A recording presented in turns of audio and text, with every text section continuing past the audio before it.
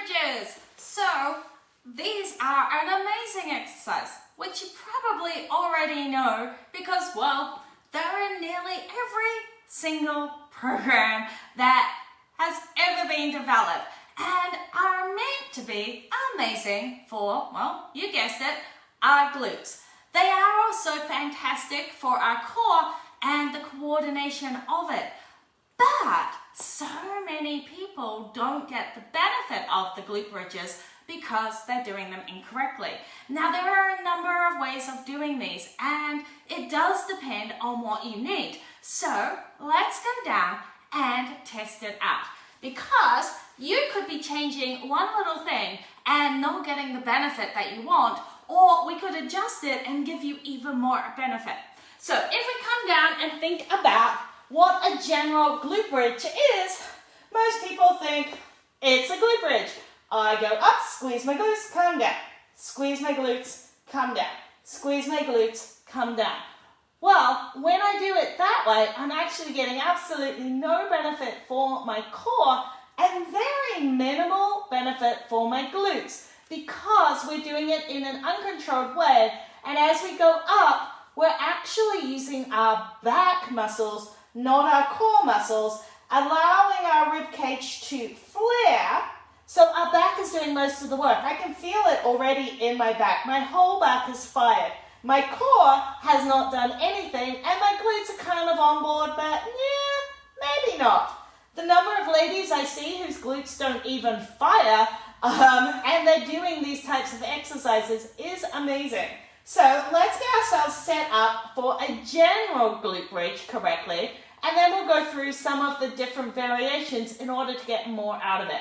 So the first thing is when we set up, we want our feet to be just a little away from our fingertips. So if we squidge a little bit, we should be able to feel our heels, but they're not right there. Okay, this gives us the most leverage for the majority of people. Now, everybody has different length torsos to legs, so it may not be exactly right, but that's kind of a good tip. If you have a general similar length torso to legs, that should be about the right place for you. We also want our knees in line with our hips, so we don't want our knees out or in. We don't want our feet together unless we're doing certain different variations of those glute bridges. But we're going to start with a basic one, which would mean knees and hips are in line and feet facing forward. Then I want you to think about, remember the tip I gave you about the anterior tilt? So that was the video I did on Friday. We want our ribs and our hip bones in line. Okay, so if the bottom of my rib cage isn't on the ground, my ribs are forward of my hip bones, and even before I'm started, my back is doing the work. So if I tried to lift from this position, it's nearly impossible. You try it. Try flaring your ribs and try to lift using your glutes. It's nearly impossible to do it.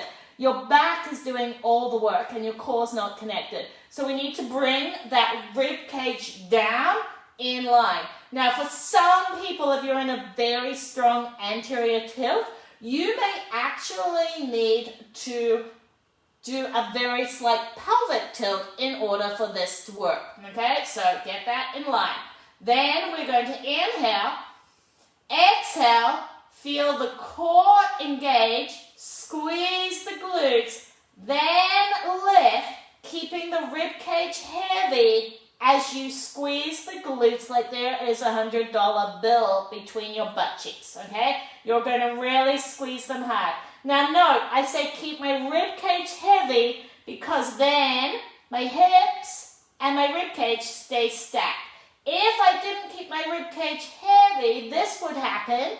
My back would take over and suddenly my core is not engaged. And remember, we have this in our workout as a core exercise, not a back exercise.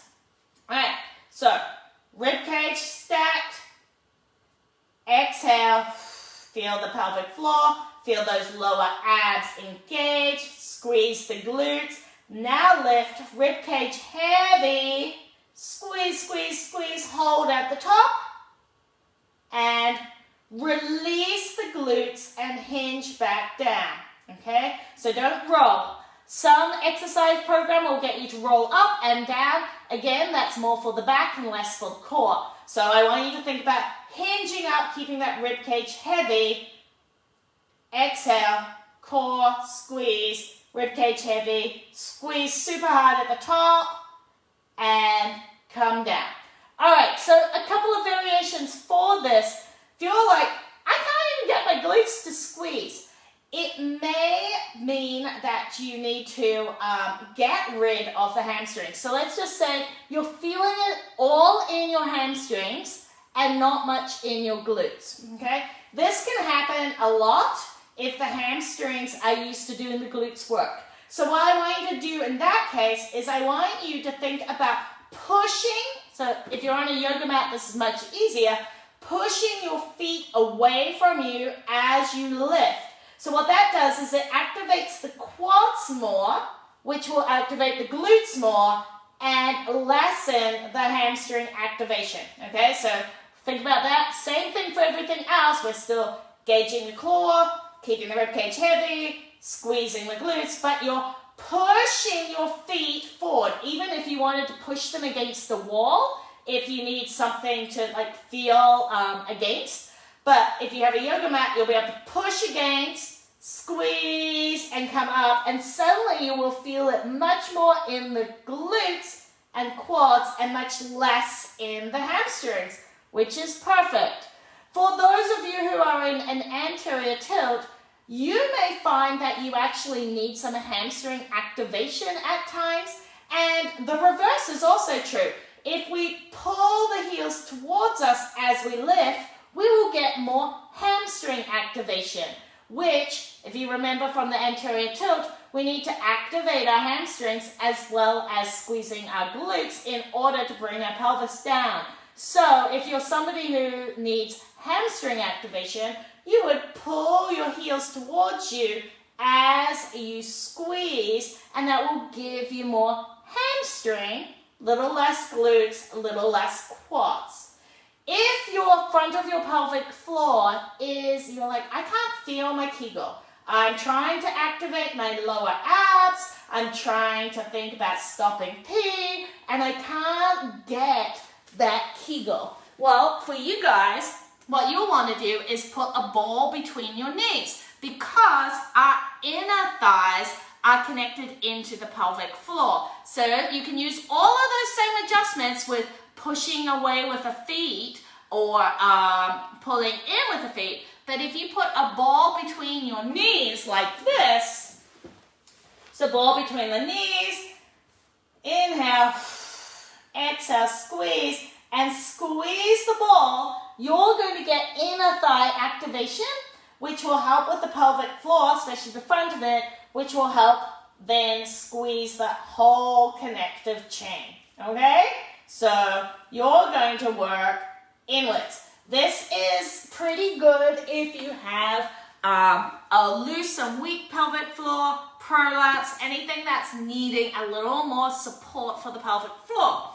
If you can't get your glutes to squeeze no matter what, so the outer part, so the glute medius isn't firing, or the glute max, so nothing is squeezing, then you can use a band and put a band around above your knees. So above your knees will impact your glutes more, below the knees impacts the ankles more, okay? So just the placement of the band. You're going to place a band above your knees, and as you do it, you're going to push out into the band. By pushing out into the band, you're going to activate the glute medius, and that will help get a little bit more glute strength. It doesn't necessarily help the glute max, which is the big part of your butt, but it will start activating your glutes more so that you can start feeling them fire. And then as you get them to fire, then I want you to focus on that squeezing of the glutes. So that there's a $100 bill between your butt cheeks and you don't want it to fly away, okay, right? You gotta squeeze that hard. All right, so let's just quickly go over each of those things and those adaptations for you so that you can make the most out of the glute bridges in the programs that you are doing. So we want to set up so that we can just about touch our heels, That's pretty good for most people. Then you're going to make sure the bottom of your rib cage is on the ground and that your rib cage and hip bones are connected. You're then going to exhale, start the core engagement, squeeze the glutes, and then lift. Don't start lifting before that connection has already started to happen. Once you're at the top, you're going to really squeeze the glutes, hold for a little bit, then hinge and lower down. As you rise, I want you to think about a heavy rib cage. Adaptions are, if you feel it only in your hamstrings and not in the glutes, push away with your feet like you're pushing against the wall.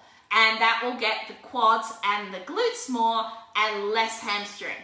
If you need some hamstring activation, pull the heels towards you. This will help with an anterior tilt because our hamstrings have been lengthened and they need to be activated a little bit.